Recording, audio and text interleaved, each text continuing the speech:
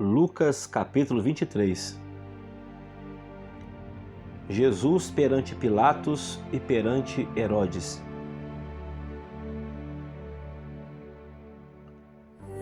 E levantando-se toda a multidão deles, o levaram a Pilatos.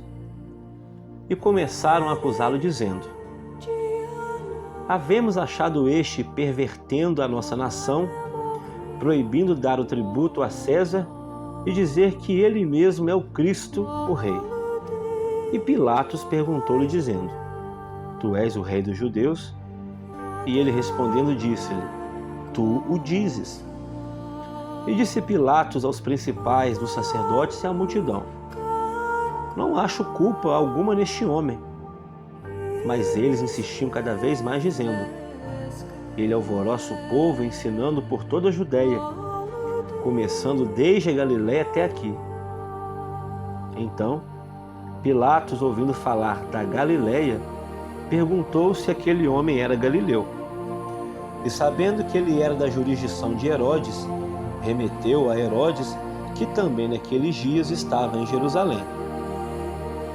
E Herodes, quando viu a Jesus, alegrou-se muito, porque havia muito que desejava vê-lo, por ter ouvido dele muitas coisas, e esperava que ele veria fazer algum sinal. E interrogava-o com muitas palavras, mas ele nada lhe respondia. E estavam os principais, os sacerdotes, os escribas, acusando-o com grande veemência. E Herodes com seus soldados desprezou-o, e escarnecendo dele, vestiu de uma roupa resplandecente e tornou a enviá-lo a Pilatos. E no mesmo dia Pilatos e Herodes entre si se fizeram amigos, pois dantes andavam em inimizade um com o outro. E convocando Pilatos os principais dos sacerdotes e os magistrados e o povo, disse-lhes: haveis-me apresentado este homem como pervertedor do povo, e eis que, examinando-o em vossa presença, nenhuma culpa das de que o acusais acho neste homem. Nem mesmo Herodes, porque a ele vos remeti, e eis que não tem feito coisa alguma digna de morte. Castigá-lo-ei, e então o soltarei. E era-lhe necessário soltar-lhes um detento por ocasião da festa. Mas toda a multidão clamou a uma, dizendo: fora daqui com este, e soltai-nos Barrabás. Barrabás foi lançado na prisão por causa de uma sedição feita na cidade e por causa de um homicídio. Falou então outra vez Pilatos, querendo soltar a Jesus.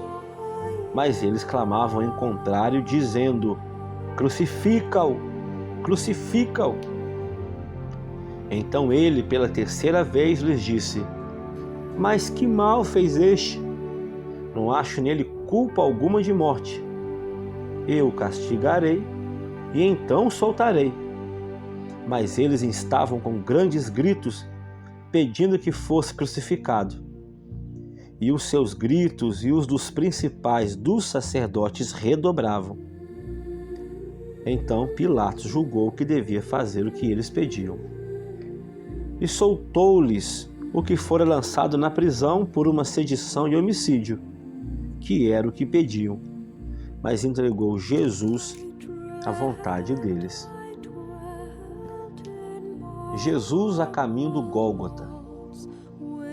E quando o iam levando, tomaram um certo Simão, sirineu, que vinha do campo, e puseram-lhe uma cruz às costas para que a levasse após Jesus. E seguia grande multidão de povo e de mulheres, as quais batiam nos peitos e o lamentavam. Porém Jesus, voltando-se para elas, disse: filhas de Jerusalém, não choreis por mim, chorai antes por vós mesmas e por vossos filhos. Porque eis que hão de vir dias em que dirão: bem-aventuradas as estéreis, e os ventres que não geraram, e os peitos que não amamentaram. Então começarão a dizer aos montes: caí sobre nós, e aos outreiros: cobri-nos. Porque, se ao madeiro verde fazem isso, o que se fará ao seco? E também conduziram outros 2 que eram malfeitores, para com ele serem mortos. A crucificação. E quando chegaram ao lugar chamado A Caveira, ali o crucificaram e aos malfeitores, um à direita e o outro à esquerda. E dizia Jesus: Pai, perdoa-lhes, porque não sabem o que fazem. E repartindo suas vestes, lançaram sortes. E o povo estava olhando. E também os príncipes zombavam dele, dizendo: Aos outros salvou, salve-se a si mesmo, se este é o Cristo, o escolhido de Deus. E também os soldados escarneciam dele, chegando-se a ele e apresentando-lhe vinagre, e dizendo: Se tu és o rei dos judeus, salva-te a ti mesmo.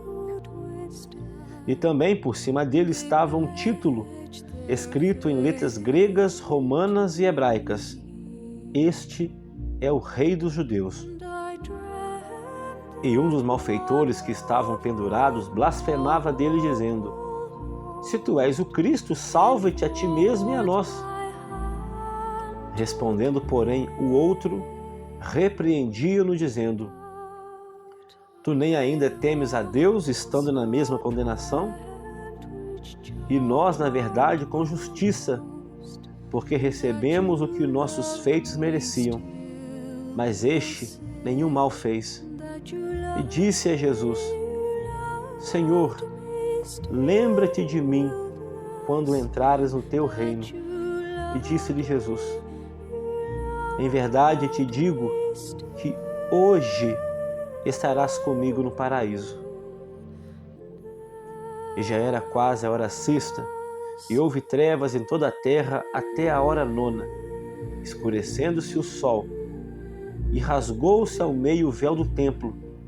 E clamando Jesus com grande voz, disse: Pai, nas tuas mãos entrego o meu espírito. E havendo dito isso, expirou. E o centurião, vendo o que tinha acontecido, deu glória a Deus, dizendo: Na verdade, este homem era justo. E toda a multidão que se ajuntara a ver este espetáculo, vendo o que havia acontecido, voltava batendo nos peitos. A sepultura de Jesus. E todos os seus conhecidos e as mulheres que juntamente o haviam seguido desde a Galileia estavam de longe vendo essas coisas. E eis que um homem por nome José, senador, homem de bem e justo, que não tinha consentido no conselho e nos atos dos outros, natural de Arimateia, cidade dos judeus, e que também esperava o reino de Deus, este, chegando a Pilatos, pediu o corpo de Jesus, e havendo-o tirado, envolveu no lençol e pô-lo num sepulcro escavado numa penha, onde ninguém ainda havia sido posto. E era o dia da preparação, e amanhecia o sábado. E as mulheres que vinham vindo com ele da Galiléia seguiram também e viram o sepulcro e como foi posto o seu corpo. E voltando elas, prepararam especiarias e ungüentos, e no sábado repousaram, conforme o mandamento.